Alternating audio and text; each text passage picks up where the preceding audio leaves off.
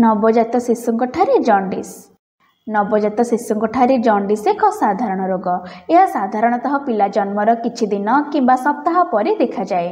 जदिओ jaundice साधारणतः चिंतार कारण नुहे, तथापि आपणक शिशुर चिकित्सा आवश्यक कि नाही ताहा निर्णय करबा गुरुत्वपूर्ण। नवजात शिशुंठारे जॉन्डिस लक्षण। जॉन्डिस अर्थ चर्म और आखि हलदिया हेबा। रक्त में अत्यधिक बिलिरुबिन रहिबा कारणरू यह होइथाय। बिलिरुबिन हेउछि एक हलदिया पदार्थ जहाँ लाल रक्त कणिका भांगिबा द्वारा सृष्टि होइथाय, जहाँ द्वारा शिशुर चर्मर रंग हलदिया हो जाए। नवजात शिशुंठारे जन्म समय जॉन्डिस हेबार कारण। समय पूर्व जन्म। 37 सप्ताह पूर्व जन्म होइथिबा शिशुर यकृत बा लिवर संपूर्ण भावे कार्य करने को प्रस्तुत नुहे।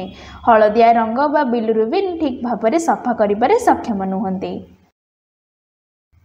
माँ और शिशुर रक्तर प्रकार अलग हेबा कारणरू माँ शरीर शिशुर रक्त को क्षति पहुँचाई थाए, जहाँ फल अधिक लाल कोशिका भांगी जाए एवं हलदिया रंग बढ़ी थाए। संक्रमण। बेले बेले जन्म समय किंबा यार किछि समय पर शिशु को संक्रमण होता है। यह संक्रमण यकृत बा लिवर को प्रभावित करिपारे। यह द्वारा हलदिया रंग सफा करिबार क्षमता कमी जाई थाए। माँ क्षीर न मिलवा। जदि जन्म पर शिशु को पर्याप्त परिमाणर माँ क्षीर न मिले, तेज शिशुर शरीर में पानी अभाव देखा दे पारे। पानी अभाव हलदिया रंग घन हो जाए। ध्यान दियंतु, प्रत्येक पिला अलग अलग एवं किछि पिला को जॉन्डिस हेबार संभावना अधिकता है। अधिकांश क्षेत्र में यही समस्या आपे आपे दूर हो जाए, किंतु शिशुर सुरक्षा सबुठारु गुरुत्वपूर्ण।